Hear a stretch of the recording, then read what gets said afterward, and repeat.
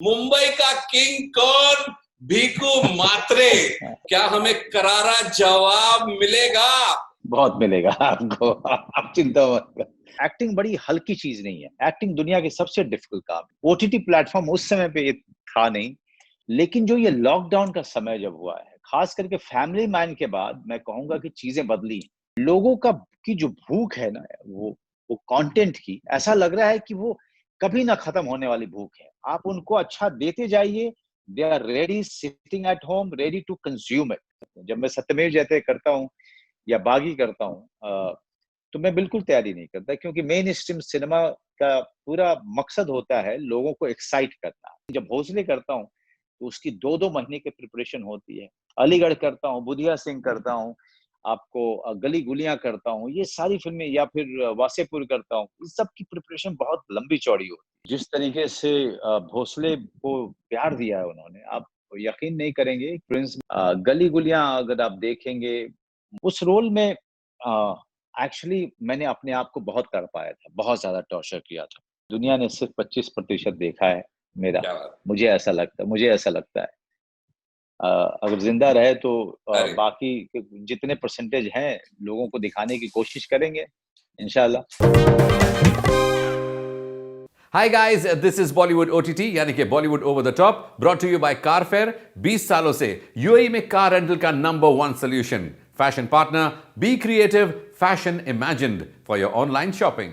Let's get back to the man of this issue, the man of the moment. अब इन्हें भीकू मात्रे कहें, सरदार खान कहें, श्रीकांत तिवारी कहें या भोसले काका।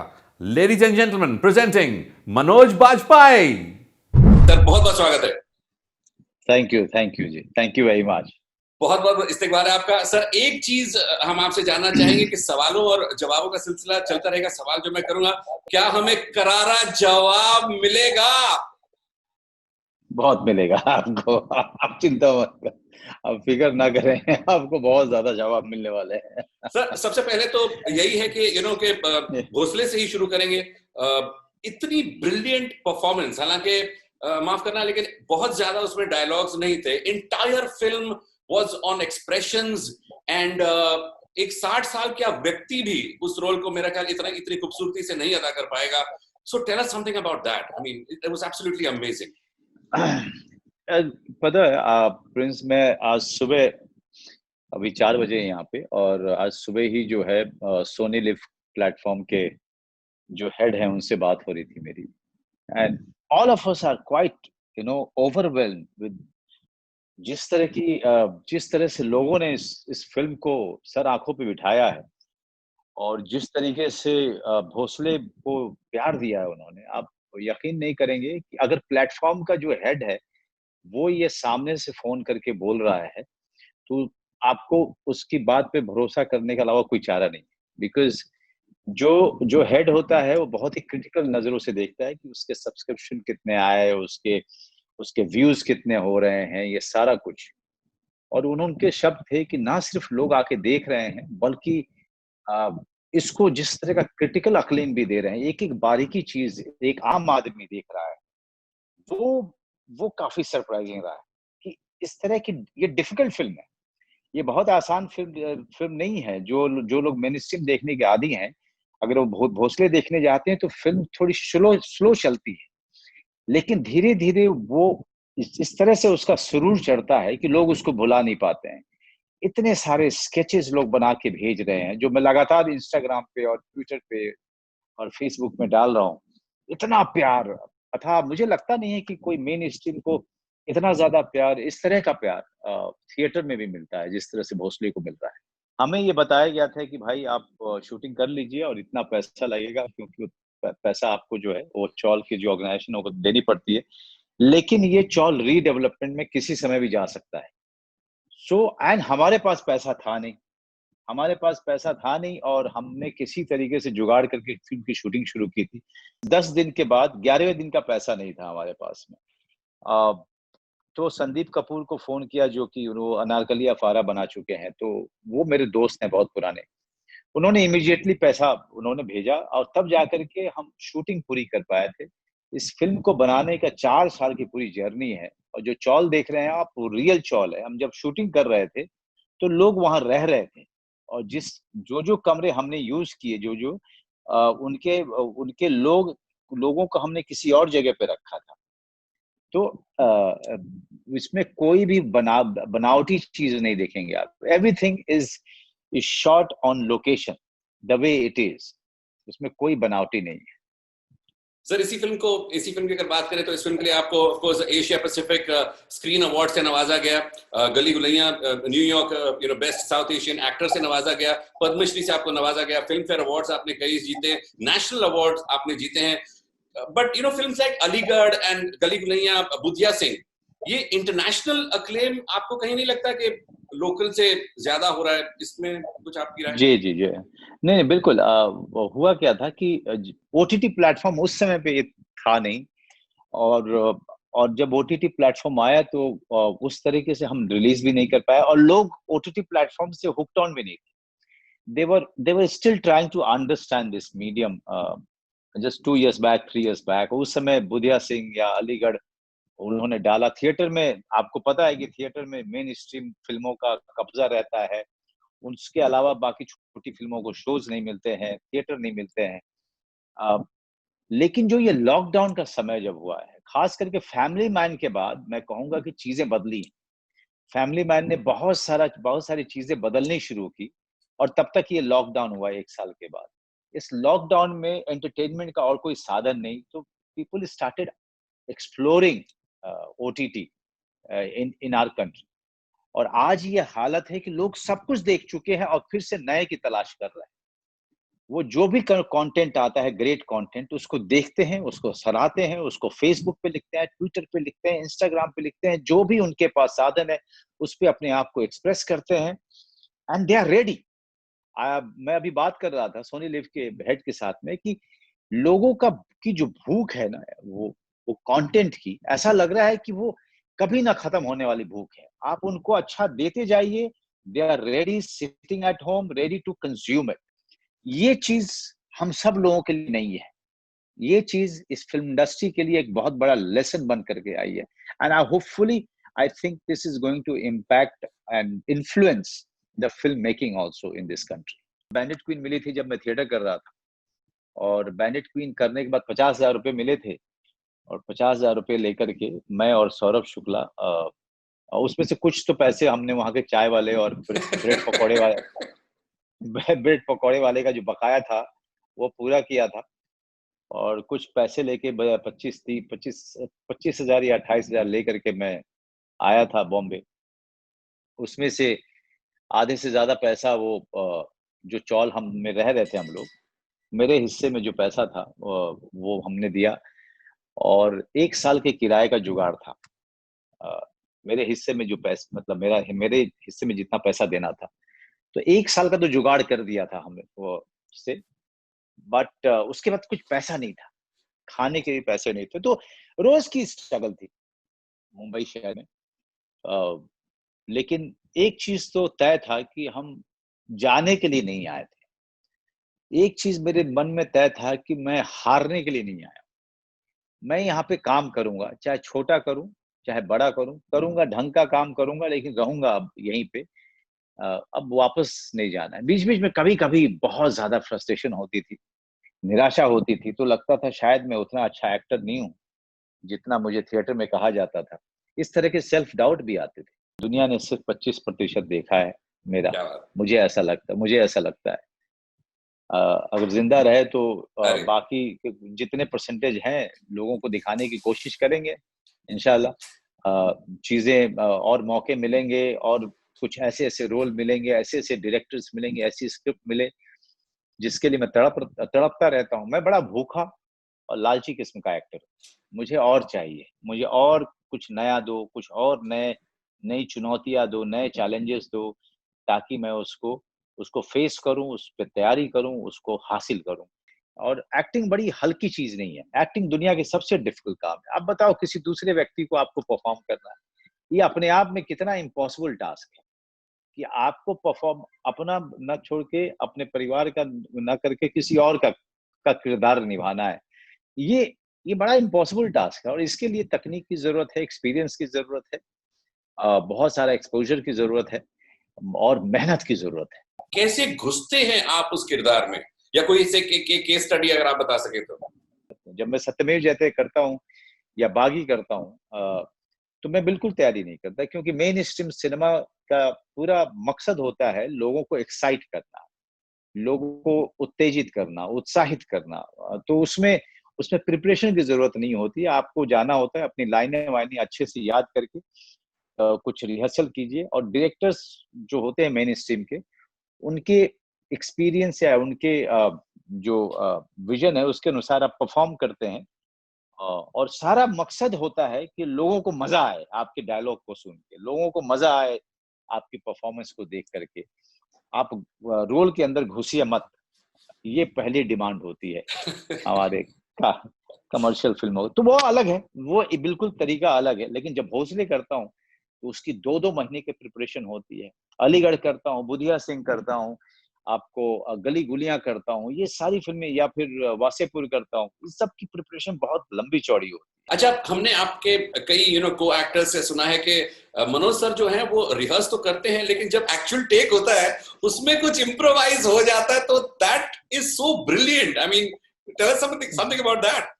हाँ, प्रिंस में क्या है कि मेरा अपना मानना है कि इम्प्रोवाइजेशन आप तभी कर सकते हो जब आपकी तैयारी पूरी हो, जब आप पूरे तरीके से किरदार में होते हैं और उसके सारे के सारे पहलू पे, सारे फैसेट पे काम कर चुके होते हो, तो किरदार आपके कंट्रोल में होता है, उसकी दुनिया आपके कंट्रोल में होती है। जब तक टेक नहीं होता है तब तक मेरा दिमाग एक्सप्रेस ट्रेन की तरह चलता रहता है। एकदम झक झक झक झक झक झक मेरे दिमाग में ना आइडियाज आ रहे होते हैं और रिहर्सल कर चुका हूँ, उसके बाद भी आइडियाज आ रहे होते हैं।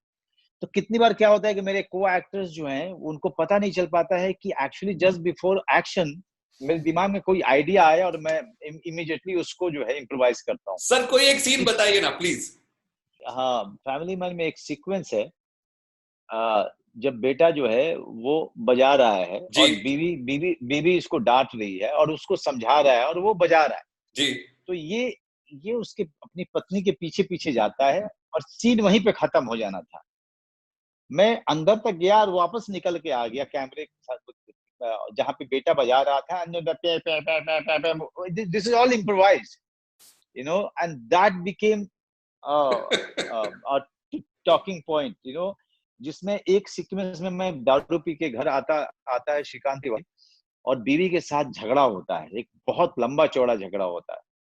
वो सीक्वेंस में झगड़ा जो था वो आमने सामने था, और मैंने जो है रिहर्सल करते हुए पूरा इम्प्रोवाइज करके सारा चेंज कर दिया। And then Rajan DK said कि यार हमने तो सोचा था कि पैकअप जल्दी करके घर जाएंगे, आपने तो काम बढ़ा दिया यार। तो ये कितनी बार शारिब हाशमी मेरे साथ परफॉर्म कर रहा होता है, तो अब तो वो तैयार होता है, पहले बेचारा तैयार ही नहीं हो पाता था कि यार मैं क्या बोलूंगा। वो डरा हुआ रहता था कि यार पता नहीं ये आदमी क्या इम्प्रोवाइज करेगा और मुझे क्या वापस उसका जवाब देना पड़ेगा परफॉर्मेंस में। तो धीरे धीरे now we have an understanding कि अगर मैं कुछ इम्प्रोवाइज करता हूँ तो इमीडिएटली शारिब भी इम्प्रोवाइज करता है, या जो मेरी वाइफ का रोल कर रही है Priyamani, immediately now all of them know me, all of them are prepared, they know me. So yeah. अच्छा सर, फैमिली मैन की बात चली है तो फैमिली मैन 1 में तो आपको शाहरुख ने बड़े बड़ा पाव खिलाए हैं, फैमिली मैन 2 में क्या खिलाया सर? फैमिली मैन 2 में बड़ा पाव तो नहीं, आपको कुछ और दिखेगा, मैं बता नहीं सकता हूँ आपको मैं बता नहीं सकता हूँ। लेकिन कुछ खाने का कुछ अलग तरीके से इसमें जो है अलग जगह का पूरा मजा मिलेगा आपको, खाने पीने, लोगों का, उनके साथ इंटरेक्शन का कुछ अलग तरीके का। But yes, it is going to be far bigger and better this time. अच्छा, मैं अपने ससुर की बात करूंगा कि whenever we catch up or when he arrives in Dubai, एक क्लासिक एग्जांपल कि आप एयरपोर्ट से क्यों बाहर क्यों लेट निकले, ओ यार बीप मेरा बैग अटक गया था। तो ये जो बीप वर्ड है ये आजकल कितना जरूरी है? भोसले में आपने देखा होगा कि गाली वगैरह नहीं है, बिना गाली के, बिना एक्सप्लिसिट सीन के हमने बहुत ही इंपॉर्टेंट कहानी करी। ब्यूटीफुल। लेकिन at the same time when I am doing family man, I know कि इसमें जब हम देंगे तो हम कहीं ना कहीं उस पूरे वर्ल्ड को, उस पूरी की पूरी दुनिया को, उस पूरे रिलेशनशिप को हम ज्यादा अच्छे तरीके से जस्टिफाई कर पाएंगे। So we do it We do it when it is absolutely necessary. We don't do it when it is not necessary. मैं जब स्पेशल 26 करता हूँ, राजनीति करता हूँ, तब तो नहीं गाली देता हूँ. मैं अलीगढ़ में तो नहीं गाली देता हूँ. तो फैमिली मैन में देता हूँ, बिकॉज यहाँ पे जरूरी है. यहाँ पे उस दुनिया को दिखाने के लिए, उस किरदार को सही ढंग से, उसके एसेंस को लोगों तक पहुंचाने के लिए गाली हम देते हैं. Sir, this huge range of movies from Budhia Singh to Aligarh to Gangs of Wasseypur to Rajniti to Baghi जैसे आपने कहा, तो which one has been your most difficult and is there still something जो आपके जहन में है कि ये किरदार मुझे करना है यार? देखिए, डिफिकल्ट तो बहुत सारी फिल्में रही, 67 फिल्में कर चुका हूं मैं.